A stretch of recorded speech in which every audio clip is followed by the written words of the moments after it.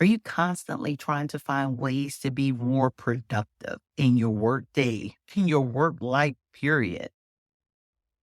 Well, we hear a lot about productivity, but in this episode, I'm going to share with you why productivity is not enough and what you should be doing instead. Welcome to another episode of Operations Toolbox, the podcast that solopreneurs turn to when they want to implement more system structure and strategy to accelerate the growth of their business. I am your host, Tanya D, and I cannot wait to share some tips during this episode. On the journey from solopreneur to CEO, we learn that time is our most valuable resource, but it's also one of the most limited resources that we have, right? So we can't just produce more time at whim. Okay, it's something that we are given, we are blessed to have, and we have to learn how to use it wisely. A lot of people talk about productivity, and we are always trying to find ways to get more done. So I definitely believe in, having better quality, producing a higher quantity when it comes to our output. And that's what productivity is all about. But during this episode, we're going to talk about why productivity is just not enough as a CEO. You really need a lot more than that in order to get more of the right things done to grow your business. So we're going to talk about productivity is just not going to cut it, but I'm going to share with you what is going to cut it during this episode. So let's talk about from the beginning, right? What is the structure that you want to implement? So I love implementing structures and frameworks and things that we could follow that you can implement through different seasons of your business because it really works well. So we're not always learning something new. We're just adjusting it according to the season that we're in. So one of the first things I want you to think about before we even get started is how much time do you spend in your business? This is something that you need to decide from the beginning. And again, it changes over time. So if you're just starting your business, you may be working a full-time job and you are working your business part-time, which is absolutely fine. That's how I started. However, you do need to understand how much time are you going to allocate toward running your business. It could be 20 hours, it could be 10 hours, whatever it is, we need to know what that number is because based on that, we're going to implement structure around it to help you decide how much time you should be spending in different areas of your business in order to achieve and grow your business. So achieve your goals and grow your business. That's the end result. The first thing you want to do is sit down with yourself and be real about it. Like we have these grandiose ideas like I'm going to work full-time jobs, 50 hours a week. And then on top of that, I'm gonna spend 40 hours in my business. And then on top of that, I'm gonna spend X amount of hours with my family. We have to be realistic. And so realistically sit down and decide what your schedule is going to be and how many hours you can dedicate toward your business. And you want to make sure that you're consistently doing it. So life is going to happen. It may not be the same every single week, but for the most part, 90+% of the time, this is what I'm going to do when it comes to allocating hours towards my business. So that's something that you want to do right from the beginning. Then what we want to do is we want to separate our business into 5 buckets. So there are 5 categories that you should be working on when it comes to your business. And I'm going to share with you what those 5 are. And then we're going to go into a little bit more detail about what some of the tasks are included in each of those areas and how you to decide to structure your day, week, month, quarter within your business. So first, let's outline what those 5 buckets are. So the 5 buckets are number 1, CEO bucket. All right. The second bucket is administrative. The third is client delivery. This is our blessing. The fourth is marketing, and the fifth is growth. So let's talk about what each one of those buckets are. The first, CEO. This is where you are going to spend time planning, strategizing, providing leadership if you have a team, and developing your skills. So, those are some of the things that's included in the CEO bucket. This is when you are working on your business instead of in your business. You've probably heard a lot about that. I got that from E Myth.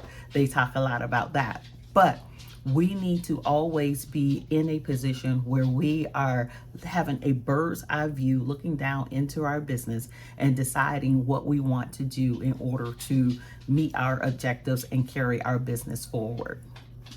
Spending time in CEO mode gives us the opportunity to do that. So we definitely need to set time aside to do that every single week. Now, our second bucket is administrative. So these are the tasks that we just have to get done, right? So this could be balancing your books if you do your own bookkeeping. This could be keeping your certifications up to date, filing any taxes, anything that needs to be done. So all of those are going to be like administrative things that need to be done within your business. It could be doing invoices, those tasks that need to be done. Okay, so when it comes to administrative, it's like there's always some administrative work that has to be done, whether it's managing your calendar or something like that, even when you have an administrative assistant.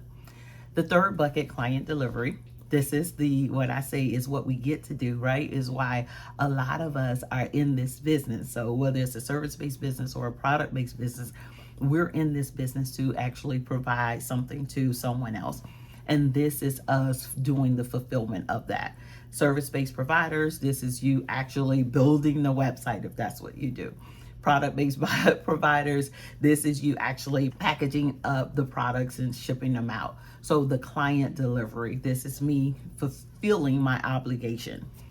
The fourth bucket is marketing.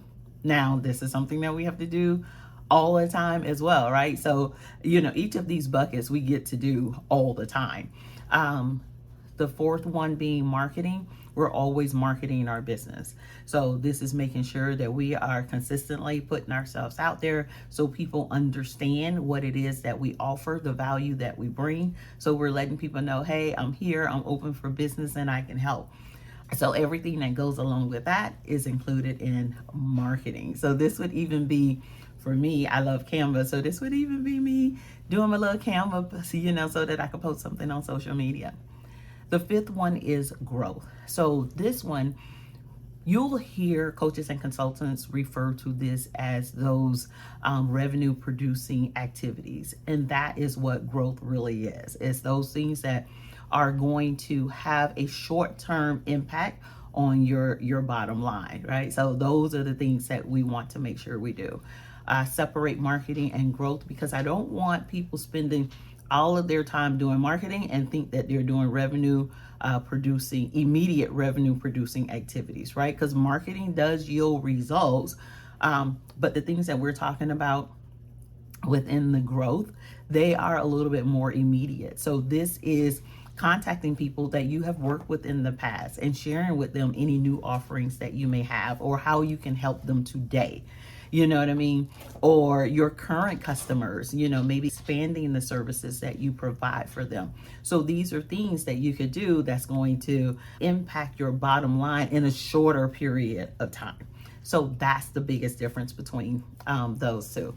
So now I got these buckets. What do I do? That's what I want to share with you next. So now that you have these buckets, you can start putting tasks under each one of them. So whether you use a to-do list or you use a project management software, you're going to have all of your tasks and you're going to group them into these buckets. So if I'm sitting down and I'm reviewing my weekly numbers, that is going to go under CEO.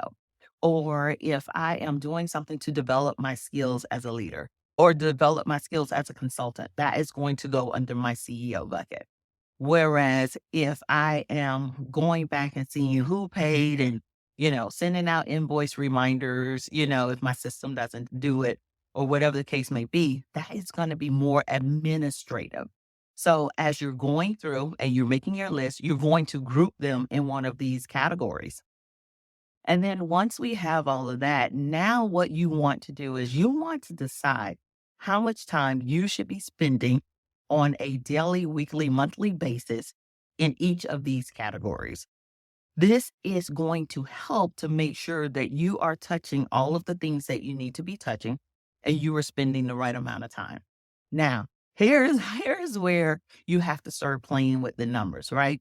So I could tell you from a CEO perspective, when it comes to planning and strategizing, you need to be allocating at minimum 10% of your time doing those tasks. So if you work 40 hours a week, 4 hours per week needs to be set aside where you're working in CEO mode.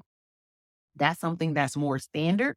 So we can talk about that. We can kind of say, okay, this is standard. 10% is the norm for, most businesses. At some point in time, that number is going to grow. Like as you grow your team, you may spend more time doing some more leadership stuff, and then you're going to be working less in another bucket. But to start with, we could start with 10%. Then you have four other buckets. And these buckets are really going to depend on how your business is structured and what season of business you're in. I'll give you an example. If you have a executive assistant or an administrative assistant, then what you will do is you may not have to allocate as much time to administrative tasks because you have someone that's helping you out. And depending on the skill set of that person, they may be able to help you reduce hours in other buckets as well. So my administrative assistant, she is awesome at administrative tasks, right? So she definitely helps reduce the amount of time I spend in that area. But she also is able to help me reduce the amount of time that I spend in marketing because there are some tasks that she's really good at that I don't have to do. So my allocation will look different than yours. But what I want you to think about is, what is your goal? Where are you trying to go? And where are you now? What season of business are you in now? Maybe you are in the beginning stages and you do not have a lot of clients or customers. So you don't need to spend as much time in client delivery. So for you, you're probably going to spend the bulk of your time in marketing and growth. So think about where you are. So yours may look like 10% planning or CEO mode, 10% administrative mode. Then if you don't have as many clients, you could do 5 or 10% in client delivery.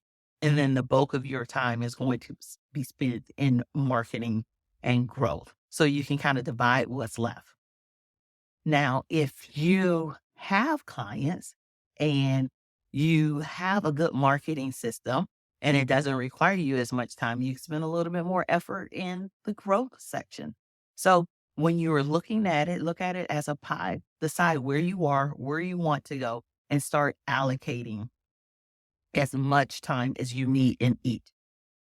I am going to recommend that you don't overlook the growth section. You don't overlook the growth bucket, and you go out and seek opportunities, because a lot of us are in the phase where we're trying to grow our business.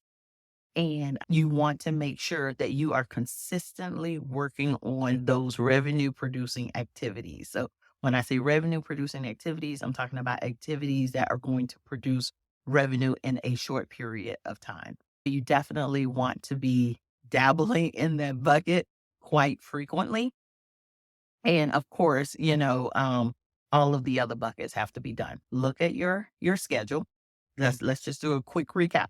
Look at your schedule, see what it is that you are able to dedicate towards your business, and then look at your goals, what it is that you're trying to achieve, and where are you now? And based on that, what is the priority? Whatever the priority is, it's the one that you're going to give the most time. Understanding that every single one of these buckets have to be tapped into every single week. So we're not going to go without doing CEO time. We're not going to go without doing administrative time. We're going to tap into all of them, but the percentage may be a little bit less than it is in the other one. I can safely tell you that the largest buckets are your client delivery, marketing, and growth buckets. So that's where you're going to spend a lot of time. But if you don't have that many clients, then the bulk of the time is going to be spent in marketing and growth. Okay. Go ahead, do your assessment, do your percentages. As your business starts to shift, don't think that you shouldn't shift your time because it should shift. But this is going to help you in focusing on more of the right tasks every single week. And then ultimately, yeah, you'll be more productive, but you'll be producing results in the right area because you'll be doing more of the right things. All right. That is it for this episode. And I want to thank you for joining me, and I'll see you again next week.